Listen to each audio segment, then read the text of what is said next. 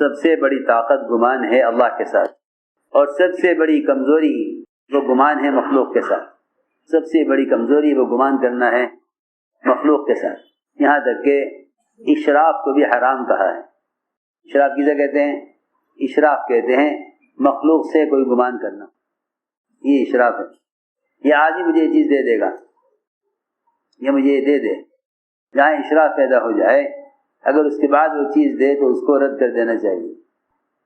مخلوق سے گمان کا ایک حصہ اشراف بھی ہے، کیونکہ سوال اور اشراف صرف اللہ سے ہے، مخلوق سے سوال بھی نہیں، اشراف بھی نہیں۔ تو میں نے عرض کیا کہ سب سے بڑی طاقت گمان ہے، اور واقعی گمان اتنی بڑی طاقت ہے جو جبرائیل کا بھی انکار کروا دے۔ ابراہیم علیہ السلام نے اپنے گمان کی قوت سے ہی فرمایا ہے کہ میں نے اپنے رخ کو بنے ہوئے سے بنانے والے کی طرف پھیر لیا۔ وہ توجیہ صرف قبلے کا رخ کرنا نہیں ہے، وہ توجیہ اللہ کے ہر غیر سے نا امید ہو کر صرف اللہ کی ذات سے امید کرنا ہے۔